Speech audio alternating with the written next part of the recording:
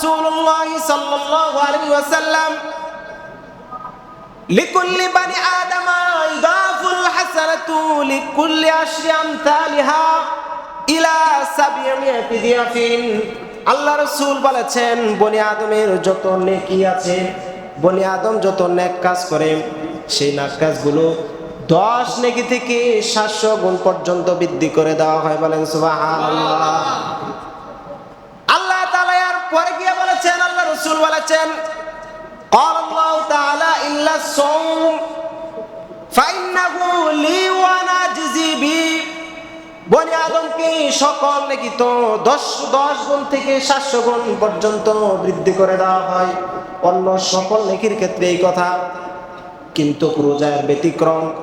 রোজার ব্যতিক্রম কারণ হলো ফাইন্নাহু লি, রোজাটা স্বয়ং আমি আল্লাহর জন্য রাখা হয়।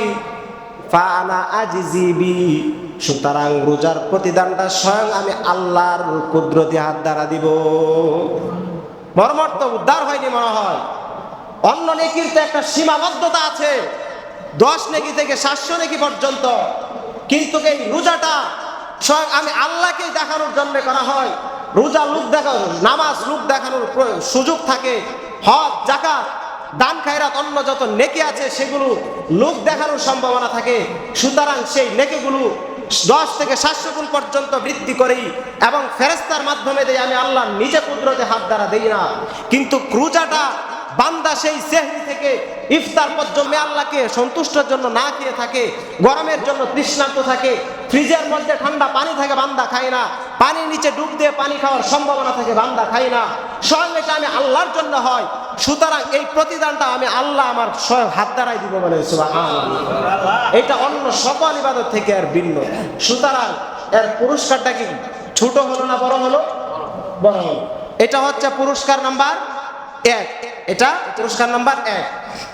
পুরস্কার নাম্বার 2, এই যে এখন কি চলতেছে, শীত চলে গেছে, গরমকাল না? গরমকাল। যারা গরমকালে রোজা রাখবে তাদের জন্য আল্লাহ তাআলা স্পেশাল আরেকটা পুরস্কার রেখে দিয়েছেন। বলেন সুবহানাল্লাহ। قال رسول الله صلى الله عليه وسلم من عطش نفسه في صائف, যে ব্যক্তি গরমকালে ক্ষুধার্ত থাকবে, তৃষ্ণার্ত থাকবে, পিপাসার্ত থাকবে, এর মানে হলো কোন বান্দা যদি গরমকালে রোজা রাখে, সিয়াম পালন করে, সাকাহুল্লাহু ইয়াউমাল আরশিম, ওই বান্দাকে আল্লাহ রাব্বুল আলামিন স্বয়ং কাল কিয়ামতের কঠিন ময়দানে কুদরতি হাতে আল্লাহ তাকে পানি পান করাবে। দরজা স্পেশাল একটা দরজা বানিয়ে রেখেছেন, ওই দরজা দিয়ে কেবল রোজাদাররাই প্রবেশ করবে। বলেন সুবহানাল্লাহ। قال رسول الله صلى الله عليه وسلم إن في الجنة بابا يقال له الريان। আল্লাহ রাসূল বলেছেন, জান্নাতের মধ্যে একটা দ্বার আছে, বাব আছে, দরজা আছে, ওই দরজাটাকে রায়্যান দরজা বলা হয়। লা ইয়াদখুলু মিনহু আহাদুন গায়রু ইয়াদখুলু মিনহু সাইমুন, ওই দরজা দিয়ে কেবল রোজাদাররাই প্রবেশ করবে। লা ইয়াদখুলু মিনহু আহাদুন গায়রু, রোজাদার ব্যক্তি ব্যতীত অন্য কোনো বান্দাকে ওই দরজা দিয়ে প্রবেশ করার অনুমতি দেওয়া হবে না। ইন্না ফিল জান্নাতি বাবা, জান্নাতে একটা স্পেশাল দরজা আছে, সেই দরজাটার নাম হচ্ছে রায়্যান দরজা।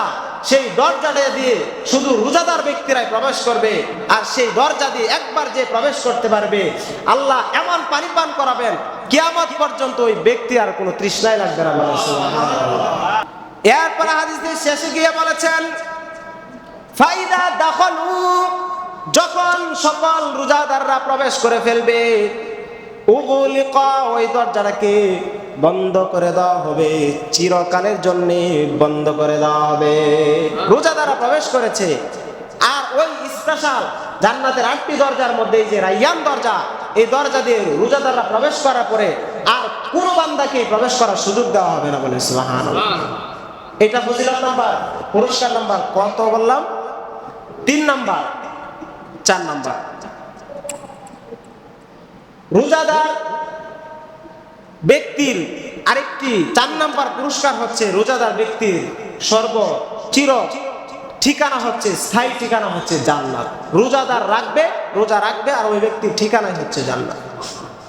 قال أبو أمامة رضي الله عنه أتيت رسول الله صلى الله عليه وسلم হযরত আবু উমামা রাদিয়াল্লাহু আনহু বলেন, আমি আল্লাহ রাসূলের কাছে আসলাম, এসে বললাম, ইয়া রাসূলুল্লাহ, ইয়া হাবিবাল্লাহ, মুরনি বিআমালিন ইদখুলিল জান্নাহ। ও আল্লাহর রাসূল, আপনি আমাকে এমন একটা আমলের কথা বলে দেন, এমন একটা আমলের কথা আমাকে জানায় দেন যে আমলটা করার মাধ্যমে আমি আল্লাহর জান্নাতে প্রবেশ করতে পারবো। সুবহানাল্লাহ। আল্লাহ রাসূল বললেন, আলাইকা বিসওম, হে আবু উমামা, তুমি রোজাকে পাকড়াও করো, তুমি রোজা সঠিকভাবে আদায় করো। আমি রাসূল ঘোষণা দিচ্ছি, এই রোজাটাই তোমাকে আল্লাহর জান্নাতে প্রবেশ করায়া দিবে। তুমি সিয়াম পালন করো, তুমি চাচ্ছ না এমন একটা আমল শিখতে যে আমলটা তোমাকে জান্নাতে প্রবেশ করাবে? রোজা পালন করো, এই রোজাই তোমাকে আল্লাহর জান্নাতে ঢুকায়া দিবে। বলেন সুবহানাল্লাহ। এটা হচ্ছে 4 নম্বর ফজিলত।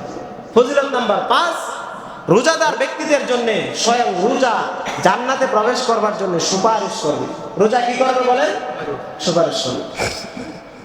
قال رسول الله صلى الله عليه وسلم الصيام والقرآن يشفعان للعبد يوم القيامة। আল্লাহ রাসূল বলেছেন, রোজা এবং কোরআন কাল কিয়ামতের কঠিন ময়দানে রোজাদার ব্যক্তির জন্য সুপারিশ করে ওই ব্যক্তিকে জান্নাতে প্রবেশ করায়া দিবে। রোজা এবং সিয়াম কাল কিয়ামতের কঠিন ময়দানে বান্দার জন্য সুপারিশ করার সুযোগ হবে। সুতরাং রোজাও কি করবে? বান্দার জন্য সুপারিশ করবে। এজন্য রোজা পালন করতে হবে। সবাই রোজা পালন করার জন্য প্রস্তুত আছি তো ইনশাআল্লাহ? এটা হচ্ছে 5 নম্বর ফজিলত।